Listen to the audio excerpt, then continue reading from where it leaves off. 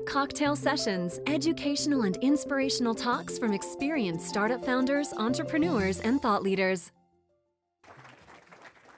Okay, well, thanks very much. And before I get going, I just want to thank Tony and Fred for inviting me out this week, and all the people who have really helped to make the week really great. I've spent a lot of time with people and had a chance to spend time with quite a few startups, which is fascinating. I've never been in a place that there are so many energetic, enthusiastic, visionary people who have no clue what they can't do.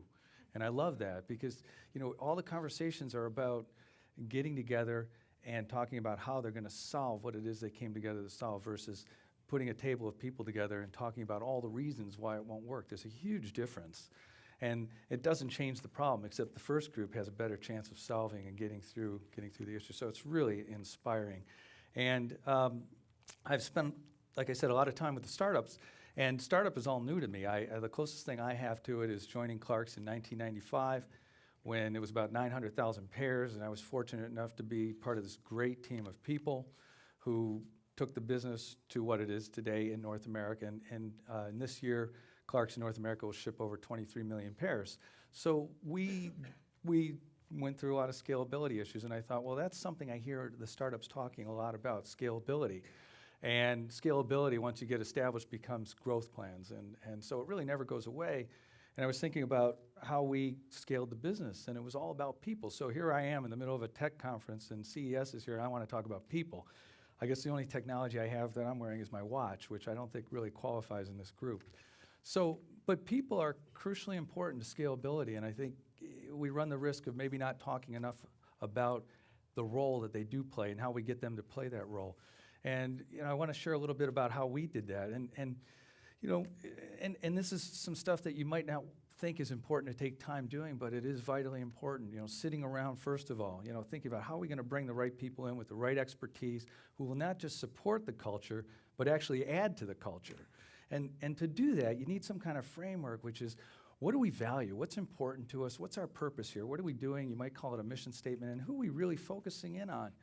So we actually asked people in the company what was valuable. We didn't hire consultants, and we got a great list of values, and we came up with a great purpose statement, and we decided to focus on customer. And what that did was it gave us this framework to talk to people about joining us. So people who had expertise, but also provided a good fit. And it also gave us a framework to do something else, which was, what are we going to do with the people when they join us?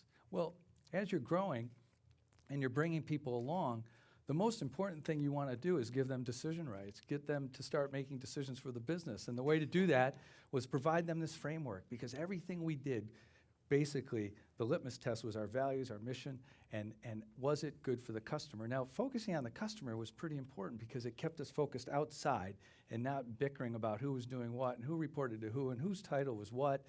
We focused on what was good for the customer. So that litmus, that lens, forced us to always ask ourselves, is what we're doing valuable to the value proposition that customer sees? And so by doing this, we set people up to succeed. And by doing this, you do the one thing people want, the right people that you hire want to do. They only want to do one thing. They want to come to work. They want to join you and add value. They want to contribute to the team. And I mean, I don't know anybody that ever gets up in the morning and says, I want to go to work and screw things up. I have to be a little PG here because my kids are going to watch this. I have a great kids, Nathaniel, Luca, and Caden, 3, 5, and 7 at home. And I'll have a little more in a second on them. But people want to get in, and it's most important. Their favorite day at work is when they added a solution or when they came up and solved a problem. And by focusing on customers, it keeps everything relevant. It makes sure that what we're doing is solving a problem a customer has, as opposed to the app on the phone you just mentioned, which I agree with you is absolutely ridiculous. But anyways, so the other thing is by focusing on customers, all of a sudden customers love that. So I'm engaging employees, and we're creating something called agility. Everybody loves that, right? Well, the best way to create agility is you trust your people that you're bringing on to make decisions and make them quickly. Customers love that. They love being able to get answers right away because things are moving fast for them too. And we're engaging customers, listening to them, because all we do is focus on them. So we're asking them about products that we sell, products they're seeing that are selling, services they're getting, things that are being covered. And most of all, they'll give you cues on what is happening to them that they need solved, and that's what you listen for. And how excited employees get to come back and try to solve those problems. It's a very cool thing. And now the mix is starting to happen, this magic. And believe me, size doesn't matter in this one, okay? Because whether you're big or small, this stuff is important. This is how you scale a company, by getting people to start to treat this thing as precious. And I like to say we never worried about being profitable, yet when we went from 900,000 pairs to 23 million pairs this year, we set profit records every year. What we did was we cared for people. We wanted to create this environment so that we all then decided how we're going to make this thing valuable. So, for example, we get suggestions on how to cut costs or drive revenues. We get an example from the distribution center. Somebody says, hey, why don't we turn off the lights in the mezzanine? Because nobody's up there, it's just conveyor systems, and if we have to fix the conveyors, we'll turn the lights on. Sounds like a really good idea to me, and it's small, but what it says mostly is that even that person cared enough about this thing that they have that is precious to them. And they wanted to raise that because to them, that was how they were going to keep this thing important and valuable. And the place they go during the day, it wasn't work to them, it was part of their life. It was integrated. They wouldn't tell you that. They'd say it was their job. But this was the place they talked to their friends about and their family, and it was important to them. And so this magic starts to happen. Customers really appreciate you, and employees want to come and join you.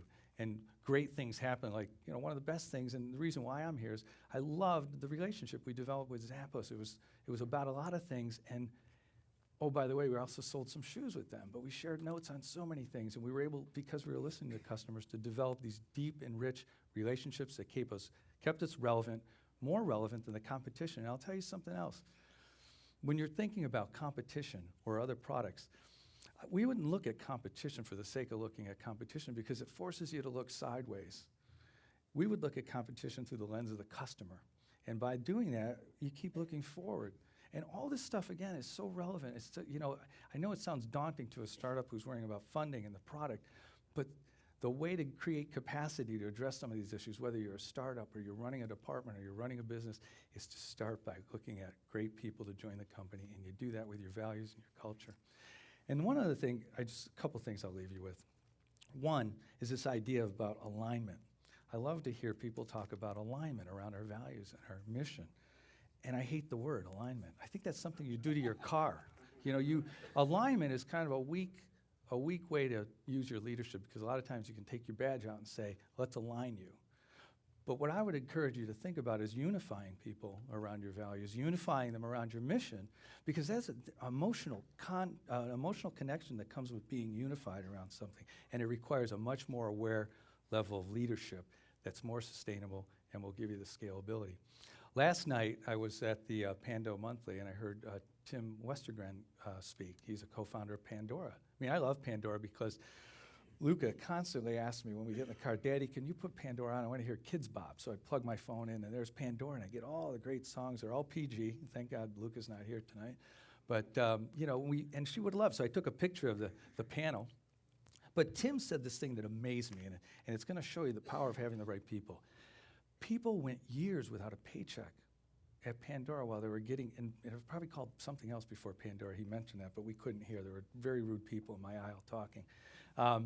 But it said to me that here are people that find the mission, the cause of what they're doing, more important than the paycheck, and willing to forego a paycheck, not forever. I mean, you can't hire people and say you're not going to get a paycheck for a couple of years.